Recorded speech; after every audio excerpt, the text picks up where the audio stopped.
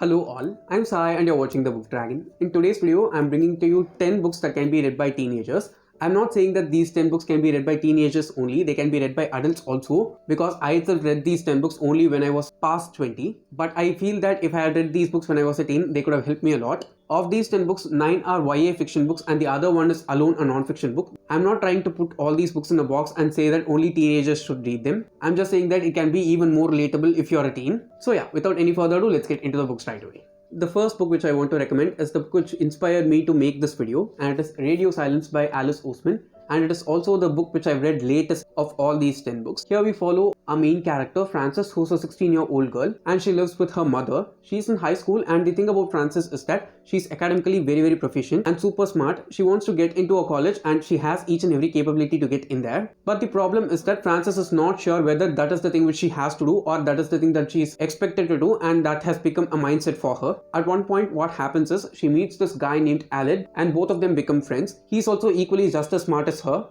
After they meet, both of them become really close friends and they start sharing secrets with each other. After a point, Frances is completely confused of what she has been doing in her life and she doubts whether each and everything that she suffered and worked hard for is worth it or not. As a whole, this is a great coming of age book and I'd highly suggest everyone to read this book. If you're just going to read one book from all the 10 books in this list, let this be the one. The next one is a trilogy, and it is the LARA Jean trilogy by Jenny Han. The first book in the series is To All the Boys I've Loved Before. The second one is P.S. I Still Love You, and the last and final one is Always and Forever Lara Jean. All the 3 books in the series have Netflix adaptation movies, so after you read these books you can obviously watch them. Here we follow our main character Lara Jean, who has written love letters to all the boys that she has had a crush on until she was 16, and she has had all these letters in a shoebox. What happens one day is all the letters from the box go missing and they've been delivered to the boys. After the boys receive the letters, they try and communicate with Lara Jean again. I'm recommending this series because usually when it comes to young adult or teen books, they are a bit sadder in tone, but this trilogy is definitely not like that. It does have some sad instances in it, but as a whole it is a very bright, vibrant and happy series to read. The reason that I'm saying this is because we get this entire trilogy from the point of view of our main character, who's Lara Jean, and the way in which she sees the world is so lush, colorful and vivid. It might sound like a very normal plot to you, but trust me, if you start reading this, the family dynamics inside the story as well as the friendships that we come across while reading all the 3 books are so much worth it. The next one is Release by Patrick Ness. In this one we follow our main character named Adam. He's gay and his family is not accepting it because they are so conventional in their living. Because of this, his brother is treated well and he's not receiving the same good treatment from his parents. At the same time, he also has to deal with many other issues that are going on in his life. He also has this best friend character in this one, and she's probably one of the best friend characters that I've read so far. This entire book actually takes place within a time span of 24 hours, and we don't just follow one storyline, we follow 2. The first storyline is that of Adam, which I said before, and the second storyline is that of a girl who has died and she comes back as a ghost in order to avenge the death of herself by killing her killer. It is very obvious that one storyline is very contemporary and the second one is kind of supernatural. The way in which both of these storylines intertwine together towards the ending of the book is the best part about this book, if you ask me. I'm recommending this because each and every character that we see here, including the ghosts, are in their teen years and they are having some very significant things that are happening to them. It might sound like a very depressing book, but trust me, the ending is super worth it.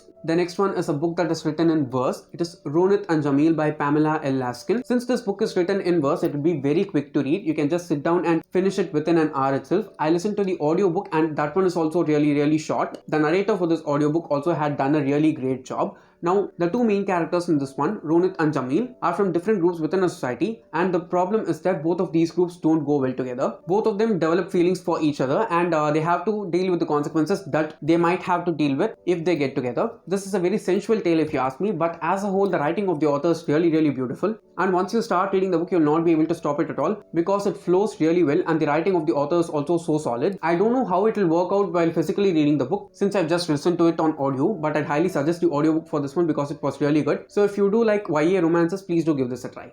Next one is yet another YA novel that is written in verse. It is Clap When You Land by Elizabeth Acevedo. I've read all of the books by this author so far, but my most favorite of all her books is this one. Here we follow our 2 main characters, Camino and Yahaira.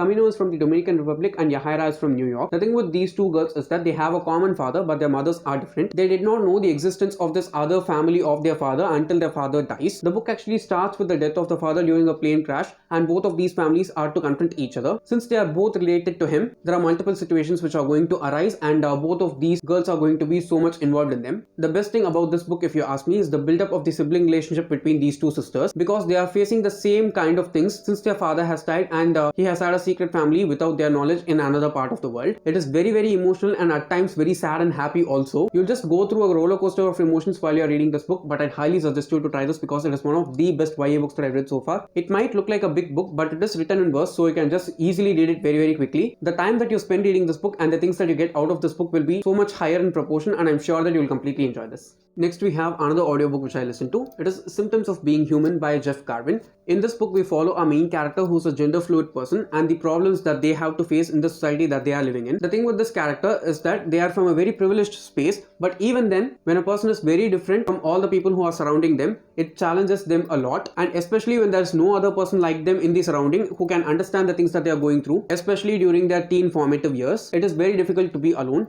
Yet there are other people who do support this character completely throughout the book. There are also some very bad things that happen to the character, but towards the end, we see the book ending in a really good place. I'll not say that the ending is a happily ever after, but it does end on a very decent note. Gender fluid characters in them, so I'm recommending this one here. The next book is one of my all-time favorites, and it is Finding Audrey by Sophie Kinsella. Here we follow our main character Audrey, who has extreme anxiety attack issues. This happens because of a certain bullying incident that happens to her in the past, and because of that she has cancelled a year of her school and she's staying in her home with her parents. She's affected very deeply because of this, and she's not able to socially interact with anyone in a really normal way at all. Her anxiety is always so high that she'll not be even able to make eye contact with the person that she's making, even with the family members itself. That's why she's always wearing the glasses. The reason why I love this book is because the representation of anxiety and anxiety attacks through this characters really well done by the author, and the way in which the author takes a lighter tone while explaining this mental illness to us without making us frightened for it, yet making us empathize with the characters really, really good. The way in which Audrey's family supports her, her friends support her, her siblings support her is really, really good. It is not like Audrey goes to therapy, gets therapized and loses her anxiety completely. It's definitely not a book like that. It is very realistic and sweet in its essence, if you ask me, and I think we all need to read this because there are many people who are suffering with anxiety, and to help us understand what you're going through, this book will help us a lot.